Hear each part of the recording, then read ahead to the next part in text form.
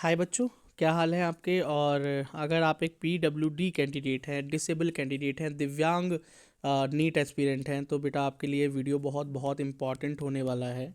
और तो चैनल को सब्सक्राइब ज़रूर कर लें, क्योंकि आपके लिए बहुत बहुत इंपॉर्टेंट कंटेंट आता ही रहता है यहाँ पे, है ना। तो बेटा कौन कौन सी डिसेबिलिटीज़ इस बार इंक्लूडिंग है, क्या आप एलिजिबल हैं या नहीं, आपकी जो डिसेबिलिटी है उसके तहत आपको रिजर्वेशन मिल रहा है या नहीं, ये जांचने के लिए ये वीडियो बहुत इंपॉर्टेंट होने वाली है। और कौन कौन से डिसेबिलिटीज़ को रिजर्वेशन नहीं मिल रहा है इस बार, ठीक है। वैसे तो ये पीडब्ल्यूडी की इन्फॉर्मेशन पूरे इन्फॉर्मेशन बुलेटिन में बहुत जगह पर बिखरी हुई है, लेकिन जो मेन पेज है वो यही है, ठीक है। ये मेन पेज है जहाँ पर आपको पढ़ने के बाद जिस चीज़ को देखने के बाद आप बिल्कुल श्योरिटी से प्रश्नों के जवाब दे सकते हैं। तो मैं शुरू करता हूँ, आप देखिए।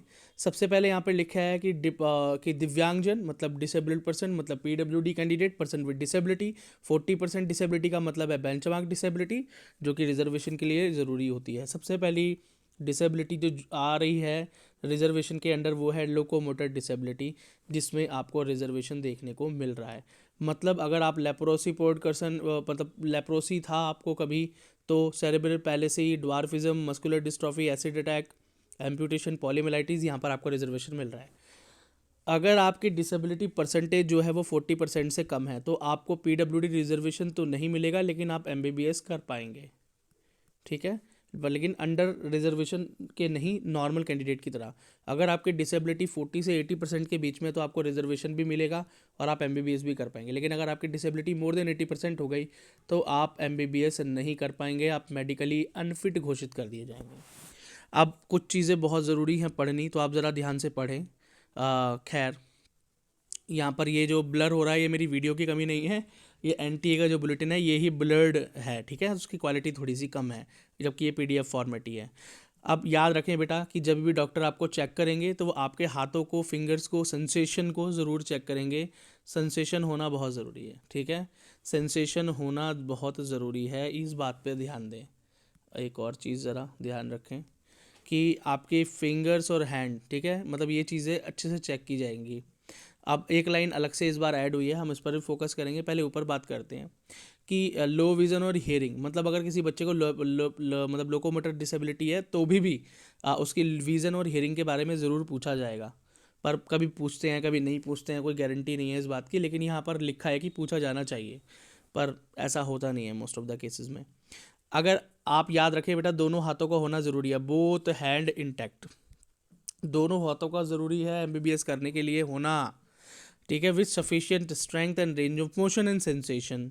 तो याद रखना, जो कोई अगर ये बोल रहा है कि भैया बिना हाथ के मैंने बच्चा देखा है जिसका एक हाथ नहीं है, वो एमबीबीएस कर रहा है और मैं चैलेंज देता हूँ, और इस तरह की बहुत सी बातें मुझसे पिछली बार भी की गई और इस बार भी करने वालों की कोई कमी नहीं होगी।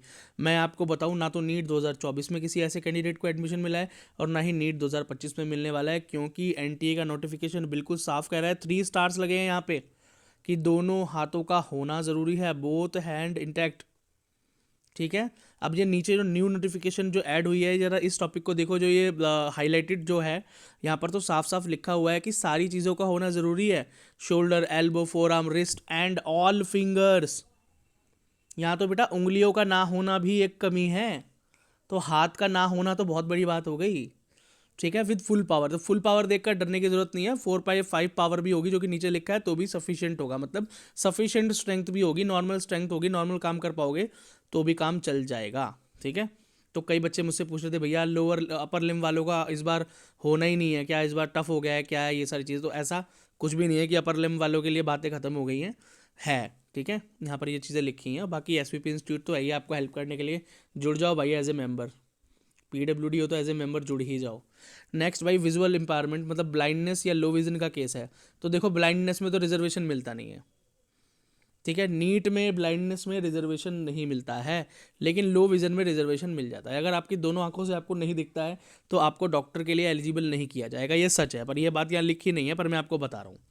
लो विजन के अंदर अगर आपकी डिसेबिलिटी 40% से कम है, तो आपको रिजर्वेशन नहीं मिलेगी, लेकिन एक नॉर्मल कैंडिडेट की तरह आप एमबीबीएस कर पाएंगे। अगर आपकी परसेंटेज 40 और 80 के बीच में होगी, तो आपको बेटा रिजर्वेशन मिल जाएगा। लास्ट ईयर 65% वाली बच्चे तक को भी रिजर्वेशन मिला है, ठीक है, तो 60 भी अगर बनती है तो मैं आपको सेफ जोन बोलूँगा। 65 तो फिर भी एक एक्सट्रीम केस हो गया तो गारंटी तो इस बात की नहीं है, लेकिन 60 तक भी बच्चे को पास किया गया है। तो हाँ भाई 40 और 40 से अबव तो होना एटलीस्ट ज़रूरी है। लेकिन अगर 80% से मतलब इसके अंदर बोला गया है कि इक्वल और मोर देन 40% डिसेबिलिटी, मतलब यहाँ पर लिखा है, ये बात बहुत क्लियर है कि अगर 40% से ज़्यादा हो गई डिसेबिलिटी तो रिजर्वेशन नहीं देंगे, नॉट एलिजिबल घोषित कर दिया जाएगा। लेकिन याद रखना इसके अंदर भी एक कैच है। इसके अंदर कैच क्या है, यहाँ पर देखो क्या लिखा है, अगर किसी पर्सन की डिसेबिलिटी 40% से ज़्यादा निकल कर आती है, ठीक है, या कम निकल कर आती है, तो उसको लो विजन डिवाइसेस का यूज़ किया जाएगा। लो विजन डिवाइसेस, LVD, ये क्या होता है लो विजन डिवाइस, इसके लिए अलग से एक वीडियो बना हुआ है, low vision devices, SVP institute डालना आपको मिल जाएगा। उसके द्वारा आपको चेक किया जाएगा और वो लगाने के बाद अगर आपके विजन में इंप्रूवमेंट होता है तो आपकी परसेंटेज डिक्रीज होगी और डिक्रीज होने के बाद आपको एलिजिबिलिटी मिल जाएगी। मतलब अगर आपकी परसेंटेज कैलकुलेट करने पर 40% से ज़्यादा आती है, 50-60 भी आती है, लेकिन लो विजन डिवाइस यूज़ करने पर आपकी परसेंटेज अगर घटती है तो आपको रिजर्वेशन मिल जाएगी। ठीक है, डीफनेस के केस में याद रखना कि 40% से कम होगा तो रिजर्वेशन नहीं मिलेगा। ठीक है, तो आपको रिजर्वेशन के लिए क्या चाहिए भाई, 40% एटलीस्ट रिजर्व मतलब होनी चाहिए आपकी डिसेबिलिटी, इससे कम पर रिजर्वेशन नहीं मिलेगा और उसके ऊपर रिजर्वेशन मिलेगा। लेकिन एक बार वो चेक ज़रूर करेंगे आपको लो हियरिंग डिवाइसेस से। हियरिंग डिवाइस होता है ना, कान की मशीन जिसे शुद्ध भाषा में बोलते हैं, लगाने के बाद कुछ इंप्रूवमेंट है या नहीं, अगर इंप्रूवमेंट होगा तो रिजर्वेशन मिल जाएगा। ठीक है, बाकी मोर डिटेल के लिए तो आप SVP इंस्टीट्यूट से जुड़े रहिए, आप मुझसे जुड़ सकते हैं, हम मुझे DM कर सकते हैं SVP इंस्टीट्यूट के इंस्टा अकाउंट पे, मेरे पर्सनल इंस्टा अकाउंट पे, लिंक इस वीडियो के डिस्क्रिप्शन में आपको मिल ही जाएंगे। तो वहाँ पर आप और अधिक जानकारी ले सकते हैं और डिटेल में जा सकते हैं अपनी डिसेबिलिटी और अपनी डिसेबिलिटी के अकॉर्डिंग। अच्छा, एक चीज़ और मैं आपको बता दूँ कि अगर आपकी डिसेबिलिटी टेम्प्रेरी है, ठीक है, टेम्प्रेरी भी है तो भी आप एलिजिबल हैं, परमानेंट होना ही ज़रूरी नहीं है। ऐसा नहीं कि सिर्फ परमानेंट वाले को ही रिजर्वेशन मिलेगा, टेम्पररी वाले को नहीं, नहीं, दोनों के लिए रिजर्वेशन है। अच्छा, जम्मू एंड कश्मीर के लिए केस थोड़ा अलग है, अगर वहाँ का बच्चा दिख रहा है तो बेटा जम्मू कश्मीर में स्टेट में टेम्पररी नहीं चलता है, वहाँ पर परमानेंट ही चलता है। लेकिन हाँ, आप टेम्पररी अगर आपके पास है तो आप ऑल इंडिया में मतलब जम्मू कश्मीर से बाहर जाकर एडमिशन ले सकते हैं या ऑल इंडिया के थ्रू जम्मू कश्मीर में एडमिशन ले पाएंगे। ठीक है, लेकिन हाँ स्टेट कोटा का फ़ायदा नहीं ले पाएंगे आप। स्पीच एंड लैंग्वेज डिसेबिलिटी के अंदर भी आपको रिजर्वेशन मिल रहा है, पर याद रखना वो जो डिसेबिलिटी का कारण होना चाहिए वो कैसा होना चाहिए, न्यूरोलॉजिकल केस होना चाहिए एटलीस्ट। ठीक है, और अगर 40% से कम है डिसेबिलिटी तो रिजर्वेशन नहीं मिलेगा, लेकिन नॉर्मल कैंडिडेट की तरह MBBS कर पाओगे। अगर 40% मतलब कम से कम 40% डिसेबिलिटी होगी तो रिजर्वेशन मिल जाएगा। उससे मतलब और ज़्यादा डिसेबिलिटी देखने को मिलेगी तो फिर नॉट एलिजिबल ही घोषित कर देंगे। ठीक है, अब इसके अंदर बता रखा है भाई यहाँ पर ये टेस्ट होंगे, तो ये देख लो, ये टेस्ट के नाम लिखे हुए हैं। अगर इसके बारे में ज़्यादा जानकारी चाहिए तो speech and language SVP institute करके सर्च करना यूट्यूब पे, आपको मेरा वीडियो मिल जाएगा, उसमें बहुत डिटेल्ड है क्योंकि कुछ भी चेंज नहीं हुआ है, नो चेंज। लास्ट ईयर से कोई भी चेंज आपको देखने को नहीं मिल रहा है, यहाँ पर सेम टू सेम नोटिफिकेशन है।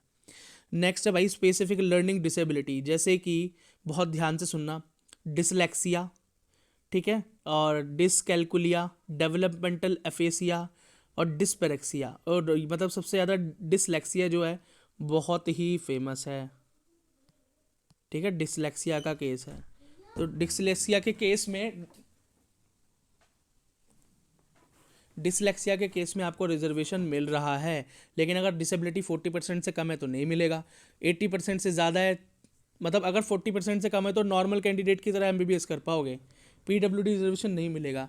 लेकिन अगर डिसेबिलिटी 80% से ऊपर हो गई तो MBBS के लिए भी आपको इन एलिजिबल घोषित कर दिया जाएगा, अनफिट।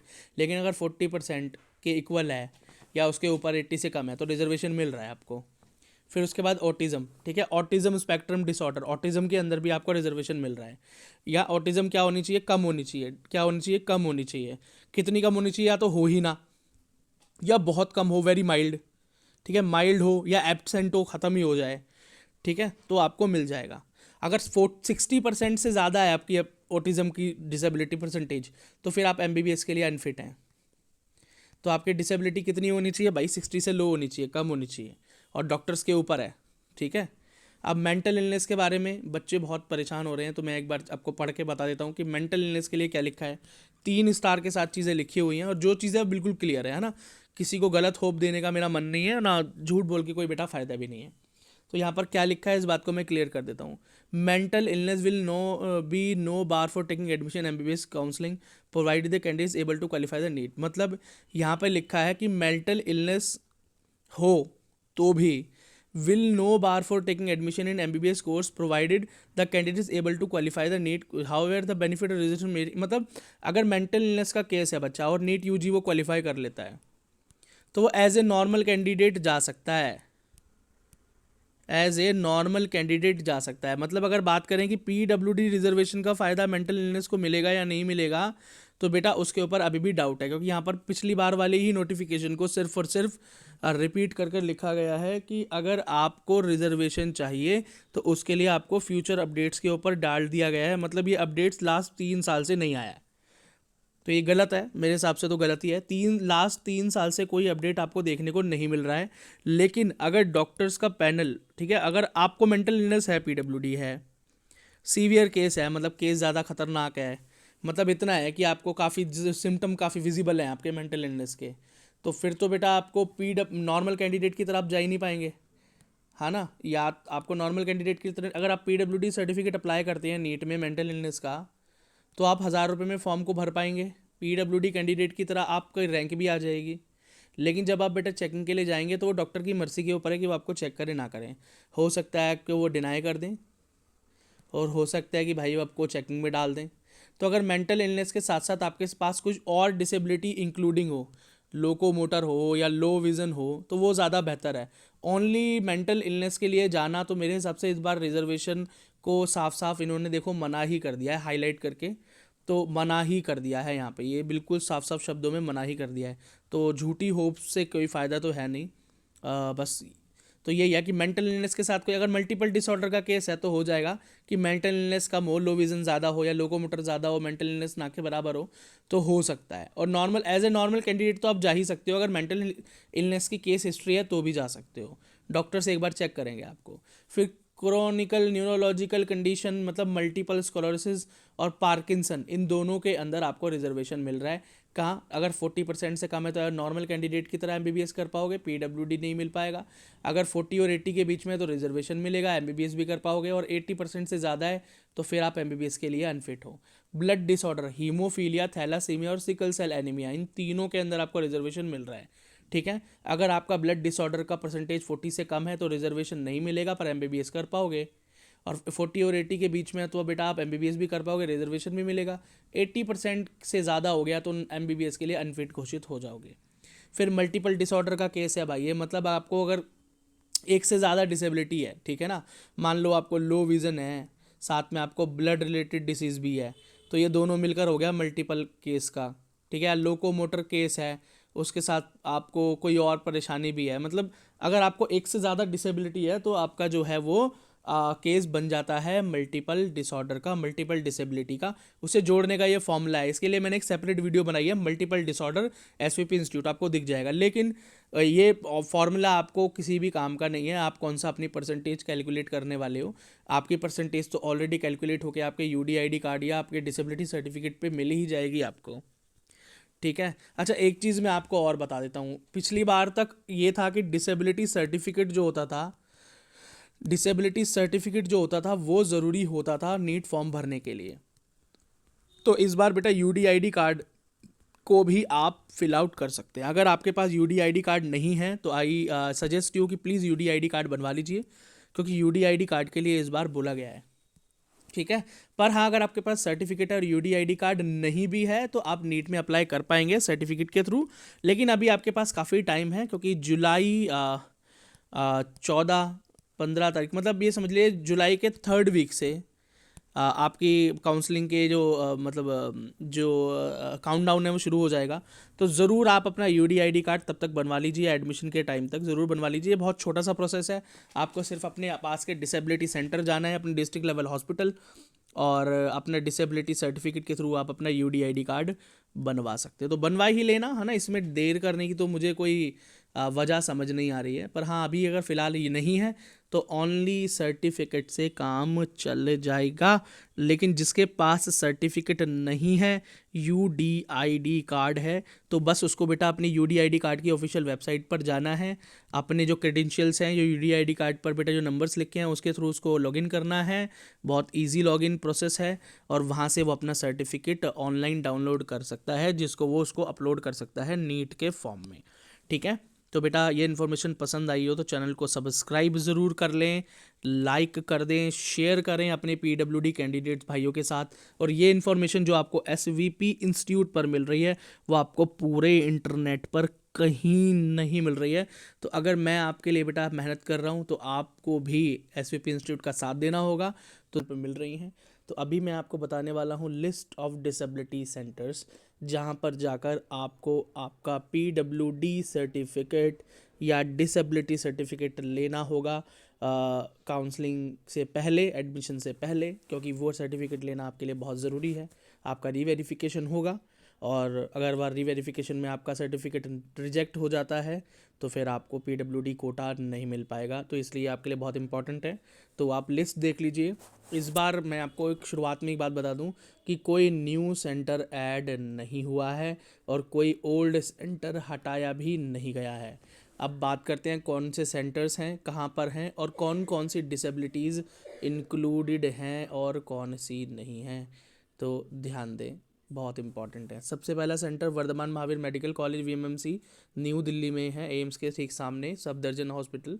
और यहाँ पर ऑल डिसेबिलिटीज़, सारी डिसेबिलिटीज़ को चेक किया जा रहा है एक्सेप्ट विजुअल डिसेबिलिटी। मतलब अगर आपको लो विज़न का केस है, आपका आँखों से रिलेटेड आपकी डिसेबिलिटी है, तो आप नहीं जाना वर्धमान महावीर कॉलेज। बाकी और इंटेलेक्चुअल डिसेबिलिटी को भी वो कवर नहीं कर रहे हैं, ठीक है। इंटेलेक्चुअल डिसेबिलिटी को भी वो कवर नहीं कर रहे हैं, सेम लास्ट ईयर जैसा ही है। नेक्स्ट है all India institute of physical medicine and rehabilitation, AIIPMR Mumbai. वहाँ पर सिर्फ और सिर्फ लोकोमोटर डिसेबिलिटी को ही चेक करते हैं। इसके अलावा वहाँ पर कोई और डिसेबिलिटी चेक नहीं होगी। तो वहाँ जाकर अपना टाइम ना ख़राब करें अगर आप लोकोमोटर डिसेबिलिटी के अलावा किसी और डिसेबिलिटी वाले कैंडिडेट हैं तो। नेक्स्ट है institute of post graduation graduate medical education and research, IPGMER Kolkata, very famous. और यहाँ पर सभी डिसेबिलिटी, सभी टोटल जो भी डिसेबिलिटी मेंशन है RPWD एक्ट और नीट के अंदर, मैं वो भी एक अलग वीडियो के अंदर शेयर करूँगा कि कौन कौन से डिसेबिलिटीज़ हैं, या इसी वीडियो के अंदर भी ज्वाइन कर दूँगा। तो आप ज़रूर देखें, वीडियो को लाइक ज़रूर करें। और सारी डिसेबिलिटीज़ के लिए आप वहाँ जा सकते हैं। और कोलकाता के बच्चों को वहाँ जाना ज़रूरी है, याद रखना। कोलकाता के बच्चों को, मतलब वेस्ट बंगाल के बच्चों को, सीधी बात यह है कि वेस्ट बंगाल के जो पीडब्ल्यूडी कैंडिडेट हैं उन्हें कोलकाता में IPGMER जाना ज़रूरी है और मैंडेटरी है, एक तरीके से बोल लेते हैं। फिर चेन्नई के अंदर है मद्रास मेडिकल कॉलेज MMC, जहाँ पर सभी डिसेबिलिटीज़ चेक हो रही हैं, ऑल डिसेबिलिटीज़। फिर grant medical college JJ hospital Mumbai का सेकंड सेंटर्स, यहाँ भी सभी डिसेबिलिटीज़ चेक हो रही हैं। फिर गोवा मेडिकल कॉलेज के अंदर भी ऑल डिसेबिलिटीज़ चेक हो रही हैं, सिर्फ स्पीच डिसेबिलिटी को छोड़कर, सिर्फ स्पीच डिसेबिलिटी को छोड़कर, सिर्फ स्पीच एंड लैंग्वेज डिसेबिलिटी को छोड़कर सारी डिसेबिलिटीज़ चेक हो रही हैं। फिर government medical college Thiruvananthapuram Kerala के अंदर सारी डिसेबिलिटीज़ चेक हो रही हैं टोटल, ठीक है। टोटल डिसेबिलिटीज़ चेक हो रही हैं। और ये बोल रहे हैं कि जो टेस्ट होंगे वो GMC तिरुवनंतपुरम में करवाए जाएंगे, तो क्या दिक्कत है, वहाँ तो जाना ही है। फिर बात करते हैं Jaipur, SMS medical college Jaipur Rajasthan, सारी डिसेबिलिटीज़ चेक हो रही हैं। सिर्फ न्यूरोलॉजी, अगर कोई न्यूरो रिलेटेड केस है वहाँ पर चेक नहीं होगा। स्पीच एंड लैंग्वेज भी वहाँ पर चेक नहीं होगा। और एक चीज़ और मैं बता दूं आपको, यहाँ पर लिखा भी है कि जो अपर हैंड, मतलब अपर लिम्ब का जो केस है, मतलब अगर हाथों की कोई समस्या है, हैंड की समस्या है, तो वो भी SMS में चेक नहीं होगी। वो आपको दिल्ली जाने को बोलेंगे, आपको दिल्ली रेफ़र करेंगे, तो आपको दिल्ली आना पड़ेगा VMMC या अलग जो सेंटर, जो 2 सेंटर्स और हैं। नेक्स्ट फिर 9 सेंटर है हमारे पास GMC चंडीगढ़। और GMC चंडीगढ़ जो है रुक जाए यार, GMC चंडीगढ़ जो है, यहाँ पर सारी डिसेबिलिटीज़ चेक हो रही हैं। टोटल जो भी डिसेबिलिटी आपको है वो सारी डिसेबिलिटीज़ यहाँ चेक हो रही हैं। Hold on. Next government medical college Agartala Tripura के अंदर सारी डिसेबिलिटीज़ चेक हो रही हैं। फिर बनारस हिंदू यूनिवर्सिटी या institute of medical science BHU, यहाँ पर आपकी सारी डिसेबिलिटीज़ चेक होगी। सिर्फ इंटेलेक्चुअल डिसेबिलिटी वाले बच्चे को यहाँ नहीं जाना है, इंटेलेक्चुअल डिसेबिलिटीज़ चेक नहीं होंगी, बाकी टोटल सारी डिसेबिलिटीज़ यहाँ चेक होंगी वाराणसी, उत्तर प्रदेश, बनारस में। फिर अली यावर जंग institute of national of speech and hearing disability, तो जैसा कि नाम से ही पता लग रहा है ये मुंबई महाराष्ट्र में है, स्पीच और हियरिंग डिसेबिलिटी ओनली। तो यहाँ पर स्पीच का नाम है लेकिन हियरिंग डिसेबिलिटी वाले बच्चे, सिर्फ कानों से रिलेटेड प्रॉब्लम जिस बच्चे को है वो अली यावर जंग की तरफ जाए, ठीक है, मतलब अगर आसपास है तो। बाकी और जगह भी सारी चेक हो ही रही हैं। फिर एम्स नागपुर महाराष्ट्र में सारी डिसेबिलिटीज चेक होती हैं, किसी कोई भी डिसेबिलिटी ऐसी नहीं है जो हम मना किया जाए। फिर Atal Bihari Vajpayee ARML hospital ABVIMS new Delhi, all disabilities यहाँ पर चेक हो रही हैं, ठीक है। और विजुअल डिसेबिलिटी वाले बच्चों से बोला जा रहा है कि अपने लो विजन डिवाइसेस वो साथ में लेकर आएँ। अगर लो डिवाइसेस क्या है, लो विजन डिवाइसेस आपको नहीं पता है तो low vision devices SVP institute करके सर्च करेंगे, आपको मेरा वीडियो मिल जाएगा, आपको जानकारी हो जाएगी। नेक्स्ट दिल्ली का थर्ड एंड लास्ट जो डिसेबिलिटी सेंटर है वो है lady Hardinge medical college LHMC new Delhi. यहाँ पर सारी डिसेबिलिटीज़ चेक होती हैं, सब टोटल। फिर उसके बाद all India institute of speech and hearing disability AIISH Mysore Karnataka का एक सेंटर है, जहाँ पर स्पीच और हियरिंग ही चेक होती है ओनली। तो स्पीच और हियरिंग वाले बच्चों को इधर जाना है। आई होप ये इन्फॉर्मेशन आपको पसंद आई होगी और इसी हिसाब से आप अपनी प्लानिंग करें। और ये जो PWD वेरिफिकेशन है ये आपके लिए बहुत बहुत ज़रूरी है। अगर आप इसे नहीं करवाएंगे तो आपका एडमिशन जो है वो नहीं हो पाएगा। इवन काउंसलिंग के बाद अगर आपको कोई कॉलेज अलॉट भी हो जाएगा तो वहाँ एडमिशन नहीं हो पाएगा, क्योंकि ये PWD वेरिफिकेशन के बाद जो सर्टिफिकेट आपको मिलता है इन NTA सेंटर से, वो आपके एडमिशन के लिए एक कंपलसरी डॉक्यूमेंट होगा। अगर वो नहीं होगा तो फिर आपका एडमिशन नहीं हो पाएगा। तो ये इम्पॉर्टेंट है, तो इसलिए आपको ज़रूर जाना है। और यहाँ पर जाकर बेटा टेस्ट किस तरह से होता है, वेरिफिकेशन किस तरह से होता है ना, और आपको उसके लिए जो भी गाइडेंस चाहिए होगी वो SVP इंस्टीट्यूट से आपको मिल रही हैं, अपडेट्स आपको मिल रही हैं। पूरे यूट्यूब पर ये इन्फॉर्मेशन कहीं नहीं है, इसलिए एज अ मेंबर ज़रूर ज्वाइन हो जाएं, क्योंकि गोल्ड मेंबर्स के लिए PWD प्रिपरेशन प्रोग्राम चालू है, जिसके तहत आपको गाइडेंस मिल रही है इन सेंटर में जाकर परफॉर्म करने की और पास होने की, क्योंकि 40% डिसेबिलिटी प्रूफ करनी भी ज़रूरी है। मोस्टली बच्चे प्रूफ नहीं कर पाते हैं और रिजेक्ट हो जाते हैं, रिजेक्शन का रेशियो बहुत ज़्यादा है, ठीक है। तो मेंबरशिप का फ़ायदा लें, ज्वाइन बटन पे क्लिक करें, नहीं तो लिंक इस वीडियो के डिस्क्रिप्शन में, वहाँ से ज्वाइन करें और जुड़ जाएं।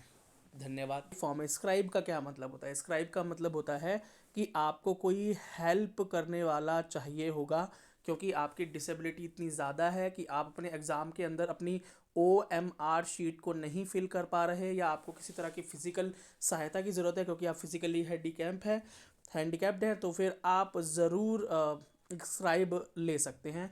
उसके लिए आपको इस फॉर्म को डाउनलोड करना होगा। ये इस फॉर्म की प्रति हमने अपने टेलीग्राम चैनल, जिसका लिंक इस डिस्क्रिप्शन में है, द SVP इंस्टीट्यूट के नाम से आप सर्च भी कर सकते हैं, पर डाल दी है, उसे आप डाउनलोड कीजिए कलर में और इसको भरवाइए। यहाँ पर आपका नाम आएगा, आपकी डिसेबिलिटी आएगी, ठीक है, आपके नीट एग्जामिनेशन का यहाँ पर नाम आएगा, आपका एप्लीकेशन नंबर आएगा, और जब एडमिट कार्ड आएगा तो उसका सेंटर भी आपको यहाँ भरना है, ठीक है। उसके बाद आप किस स्टेट से बिलोंग करते हैं और आपकी फ़ाइनल क्वालिफ़िकेशंस कितनी हैं, ठीक है। और एक स्क्राइब की डिटेल्स आपको देनी है कि वो कौन स्क्राइब है। अच्छा, याद रखना, स्क्राइब जो होगा वो फिज़िक्स, केमिस्ट्री, बायोलॉजी बैकग्राउंड से पढ़ा हुआ नहीं होना चाहिए, आर्ट्स हो, कॉमर्स हो, चलेगा, ठीक है। और इस पर जो साइन करेंगे, इस फॉर्म को भरने के बाद जो साइन, अच्छा यहाँ स्क्राइब का लगेगा फ़ोटोग्राफ, जो भी आपके साथ जाएंगे उनका फ़ोटोग्राफ यहाँ लगेगा, ठीक है। और स्क्राइब के इस फॉर्म पर जो फाइनल हस्ताक्षर है वो कौन करेगा? यहाँ पर तो आपके सिग्नेचर होंगे, लेकिन जो फाइनल हस्ताक्षर यहाँ पर करेगा वो होना चाहिए आपका CMO, चीफ मेडिकल ऑफिसर। ये कहाँ मिलेंगे आपको? आपको अपने near by district level hospital जाना है, डिस्ट्रिक्ट लेवल हॉस्पिटल जाना है जहाँ पर आपने अपना UDID कार्ड या डिसेबिलिटी सर्टिफिकेट बनवाया था, वहाँ जाइए और वहाँ जाने के बाद आप उनसे ये फॉर्म फिलअप करवा सकते हैं। ये फॉर्म फिलअप करवाने के बाद आप डॉक्टर के सिग्नेचर यहाँ पर लेंगे, ठीक है। जब सिग्नेचर मतलब जब डॉक्टर इसको इस ऑथराइज़ कर देगा, अपना स्टैंप लगा देगा, ठीक है, और यहाँ प्लेस पे वो डिस्ट्रिक्ट हॉस्पिटल का नाम आएगा और डेट आएगी, तो फिर आप इस फॉर्म के ज़रिए नीट एग्ज़ाम सेंटर पर जब जाएंगे अपने स्क्राइब के साथ तो स्क्राइब की एंट्री होगी, स्क्राइब को अपना आधार कार्ड साथ में लेकर जाना होगा। ठीक है, स्क्राइब सेंटर पर आपसे, खैर मैं आगे आपको पढ़कर बताता हूँ क्या डिटेल्स हैं। अच्छा, आप बोलोगे भैया सीएमओ के अलावा कोई और भी सिग्नेचर चल सकते हैं क्या? तो जी नहीं चल सकते। ठीक है, तो स्क्राइब का जो टाइम है, क्या आपको एक्स्ट्रा टाइम है ना, बात तो आती है पीडब्ल्यूडी बच्चों के लिए एक्स्ट्रा टाइम। तो अगर आपको स्क्राइब फैसिलिटी मिल गई है, ठीक है, अगर आपके डॉक्टर ने, सीएमओ ने ये बात लिख दी है कि यस ये बच्चा जो है इसको सपोर्ट की ज़रूरत है, तो स्क्राइब के लिए तो एक्स्ट्रा टाइम मिलना ही मिलना है, इसमें कोई दो राय नहीं है। ठीक है, यहाँ पर आपको एडिशनल 20 मिनट तो ज़रूर मिलेंगे, जिसको कंपनसेटरी टाइम के नाम से जाना जाता है ना। एक्स्ट्रा टाइम को एडिशनल एक्स्ट्रा टाइम ना बोलकर कंपनसेटरी टाइम बोला जाता है। अच्छा, अब बच्चे पूछते हैं कि क्या भैया जो जितने भी पीडब्ल्यूडी बच्चे हैं सबको एक्स्ट्रा टाइम मिलेगा? तो बेटा सच तो ये है कि सबको एक्स्ट्रा टाइम नहीं मिलेगा, क्योंकि अभी किसी बच्चे के अगर लोअर लिम्ब में प्रॉब्लम है और हाथ दोनों ठीक हैं, तो जब हाथ आपके ठीक है और एग्ज़ाम आपको हाथों से करना है और लोअर लिम्ब में दिक्कत है, आप आराम से सीट पे बैठे हैं, तो आपको क्यों एक्स्ट्रा टाइम चाहिए होगा? लेकिन अगर कोई एग्ज़ामिनर आपको ऑफ़र कर रहा है कि भैया क्या आपको एक्स्ट्रा टाइम चाहिए, बेटा क्या एक्स्ट्रा टाइम चाहिए, तो आप बिल्कुल एक्स्ट्रा टाइम के लिए येस कर सकते हैं और उस एक्स्ट्रा टाइम का फ़ायदा उठा सकते हैं। लेकिन अगर आपको वो एक्स्ट्रा टाइम नहीं दे रहे, ठीक है, अगर आपने स्क्राइब फैसिलिटी लिया तो मिलना ही मिलना है, नहीं लिया और आप अपना एक्स्ट्रा टाइम उनसे डिमांड करते हैं, तो फिर वो उन सेंटर के ऊपर ही है, वहाँ के टीचर, इन्विजिलेटर और एग्जामिनर के ऊपर है कि वो आपको एक्स्ट्रा टाइम वहाँ अवेल करा रहे हैं या नहीं करा रहे हैं। ठीक है, साथ में अपना UDID कार्ड ज़रूर लेकर जाएं एग्ज़ाम सेंटर पर, या PWD सर्टिफिकेट या डिसेबिलिटी सर्टिफिकेट या विकलांगता प्रमाण पत्र ज़रूर लेकर जाएं। अच्छा, क्यों लेकर जाना चाहिए? क्योंकि वहाँ पर आप किस तरह से एक्सप्लेन करेंगे कि आपकी डिसेबिलिटी क्या है। वैसे आप बोलोगे भैया देखकर पता नहीं चलता क्या? तो बेटा देखकर पता लगने वाली बात से वो मना भी कर सकते हैं, पर वो अगर आपके पास सर्टिफिकेट होगा तो इस बात को मना नहीं कर पाएंगे। तो आप ज़रूर लेकर जाएं, कैरी ज़रूर करें। ठीक है, अगर आप नहीं कैरी करेंगे तो क्या होगा, क्या आपको PWD के ज़रिए एग्ज़ाम नहीं देने दिया जाएगा? तो ऐसा कुछ नहीं है। अगर आप चुपचाप एग्ज़ाम देना चाहते हैं, PWD से फॉर्म भरा है, आप जाकर एग्ज़ाम दे सकते हैं, चाहे UDID कार्ड साथ लेकर जाए या ना जाए। मैंने बात की है एक्स्ट्रा टाइम क्लेम करने के लिए, तो वो कोई एविडेंस आपसे मांगेंगे तो आप क्या दिखाएंगे? तो फिर उसके लिए तो आपके पास सर्टिफिकेट होना ज़रूरी है। ठीक है, तो ये मतलब कंपलसरी नहीं है कि सबको एक्स्ट्रा टाइम मिलेगा, कोई कंपलसरी अंडर मतलब यहाँ पर कोई नोटिफिकेशन नहीं है। अगर वो आपको एक्स्ट्रा टाइम देते हैं तो आप ले लीजिए, अगर आप चाहते हैं तो आप डिमांड कीजिए, डिमांड के बाद वो शायद आपको एक्स्ट्रा टाइम दे दें। लेकिन अगर आपने स्क्राइब ले लिया है तो आपको फॉर श्योर, ये नंबर 2 लाइन जो लिखी है, आपको फॉर श्योर एक्स्ट्रा टाइम मिलने ही मिलने वाला है। आपका स्क्राइब सिर्फ और सिर्फ आपकी OMR भरेगा, सिर्फ सर्कल करेगा, आपकी शीट पे लिखेगा, लेकिन आपको ना तो वो क्वेश्चन पढ़ेगा, ना क्वेश्चन पढ़ मतलब कोई एक क्वेश्चन पढ़ भी देगा तो उसको एक्सप्लेनेशन नहीं करेगा, और कोई सॉल्यूशन भी आपको सजेस्ट नहीं करेगा। खैर ये तो एक नॉर्मल कॉमन सी बात है और इस बात को तो हम भी समझते हैं। ठीक है, अच्छा, अब एक बड़ी इंपॉर्टेंट बात है भाई, नोट 6.1 में लिखी है जो, इसको ज़रा ध्यान से देखें। इस बात को लेके बहुत से PWD बच्चे हर साल स्ट्रगल करते हैं। ये क्या है? यहाँ पर लिखा है NTA does not guarantee any change in the category and sub category PWD after the submission of online application form. इसका ये मतलब है कि एक बार अगर आपने PWD से फॉर्म भर दिया तो आप बाद में as a general normal candidate बनकर काउंसलिंग में अपीयर नहीं कर पाएंगे। तो आप अगर एक बार PWD के लिए आपने येस कर दिया तो वो येस ही हो गया, याद रखना कि वो येस ही हो गया। और अगर आपने एक बार PWD के लिए नो भर दिया ना अपने एग्ज़ाम फॉर्म में, नीट फॉर्म भरते हुए आपने ऑप्शन कर दिया नो कि PWD नहीं है, तो याद रखना आप कितनी भी कोशिश कर लेना, आगे जाकर आप PWD में कन्वर्ट नहीं हो पाएंगे। जबकि अगर नॉर्मल बच्चा अगर EWS SC ST OBC से फॉर्म भर देता है और उस बाद में जाकर उसका फॉर्म, बाद में जाकर वो सर्टिफिकेट उसके पास नहीं होता है, तो वो चाहे तो नॉर्मल जनरल कैंडिडेट बन के भी एडमिशन ले सकता है। लेकिन PWD बच्चों के पास ये फैसिलिटी नहीं है। तो इसलिए अपना नीट फॉर्म भरते हुए बहुत ध्यान दें कि आप एक PWD स्टूडेंट हैं या नहीं। अगर हैं तो यस भरे और नहीं है तो नो भरे। ठीक है, और हाँ, एक बार याद रखना, एक बार नो कर दिया तो बाद में यस नहीं हो पाएगा, और एक बार यस कर दिया तो नो नहीं हो पाएगा।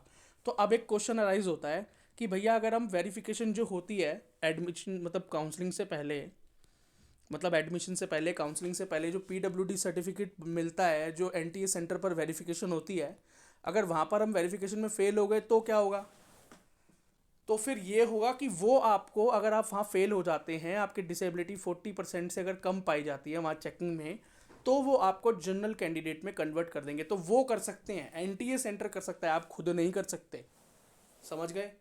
वो कर सकते हैं, आप नहीं कर सकते। तो अगर आपने as a PWD candidate form भर दिया, आपको एनटीए सेंटर विजिट करना पड़ेगा, वेरिफिकेशन में जाना पड़ेगा। अगर वो आपको एलिजिबल करते हैं पीडब्ल्यूडी के लिए तो येस हो जाओगे, पीडब्ल्यूडी कोटा मिलेगा। अगर वो रिजेक्ट कर देते हैं तो नॉर्मल कैंडिडेट की तरह आप अपना काउंसलिंग में जा सकते हो, एडमिशन ले सकते हो। अब डिपेंड करेगा भाई आपके नंबर कितने हैं। नंबर कम होंगे तो बात खत्म हो जाएगी, नंबर अच्छे होंगे, अब मेरिट पे होंगे, कट ऑफ क्लियर कर रहे होगे, तो फिर नॉर्मल से भी एडमिशन हो जाएगा। एक फाइनल टाइप का रिजेक्शन भी होता है, वो क्या है कि अगर आपका रिजेक्शन जो है, एक टाइप और है रिजेक्शन का, परमानेंट रिजेक्शन। अगर आपकी डिसेबिलिटी बहुत ज़्यादा मिलती है, मतलब 80% से ज़्यादा अधिक, तो आप मेडिकली ही अनफिट हो जाते हैं, ठीक है, मेडिकली अनफिट हो जाते हैं।